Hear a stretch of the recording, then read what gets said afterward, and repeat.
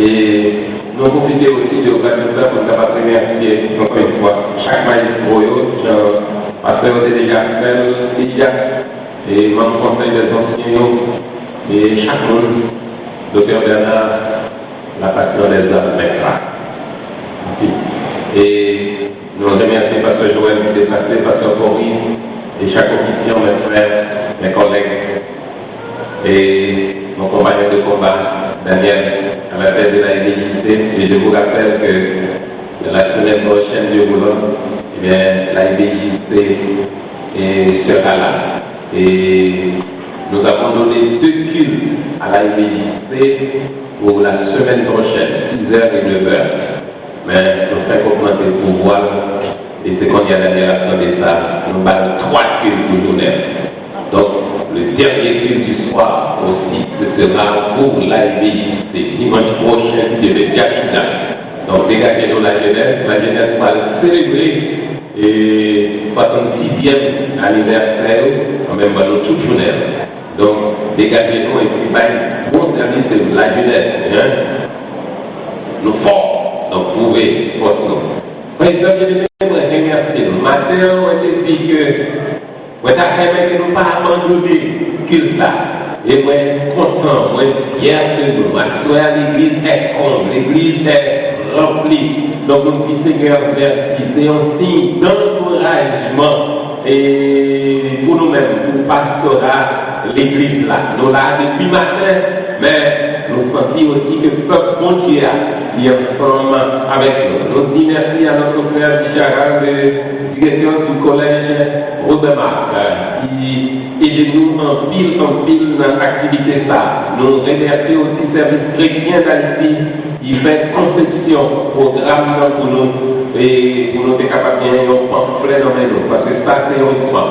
Mais nous voulons rappeler à chaque jeune qui l'a que ça, il est enregistré sur www.respirationplus.com.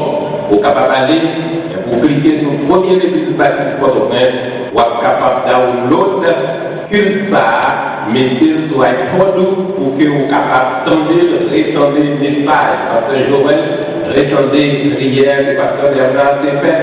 Nous disons merci à notre frère, notre aîné, le vice-président du Conseil des anciens, le révérend docteur Charles Boisset Romain.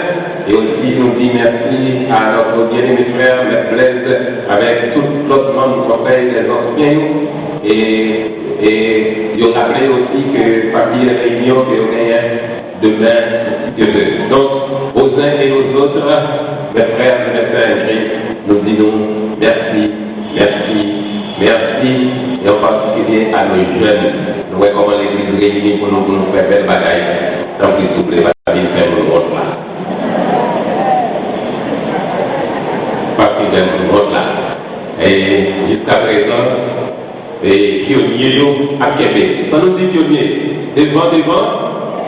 Merci. Donc, nous disons Seigneur, merci. Et voilà pourquoi nous allons nous remettre entre sa main à travers le verset identique de Florence en secours éternel.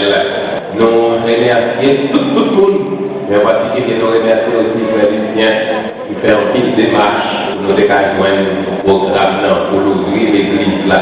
Nous remercions les derniers occasions, chaque monde, nous remercions le Seigneur pour nous grâce, bien plus que cela. Je lève les yeux vers le monde que j'aime, vous pouvez me venir ici le secours. Le secours me vient de l'Éternel, du Dieu qui créa les nuits et les jours. Je vous invite à chanter le cantique tout en étant assis, et après quoi nous chanterons debout, droit qui dispose de toutes choses, et après quoi nous prononcerons la bénédiction, et nous chanterons ensemble, reste avec nos Seigneur comme d'habitude. Je lève les yeux vers les monts que j'aime.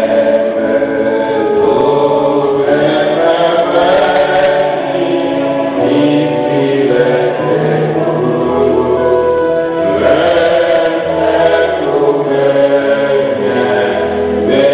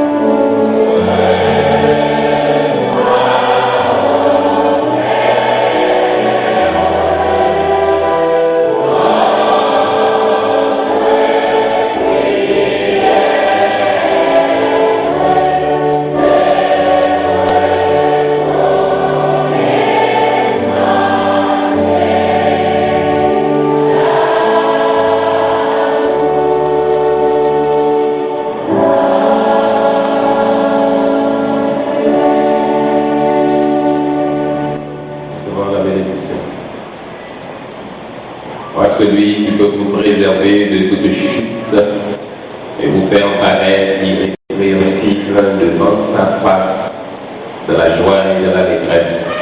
À Dieu seul, notre Sauveur, par Jésus-Christ, soit gloire, honneur, puissance, des avant tous les temps, maintenant et pour toujours. Amen.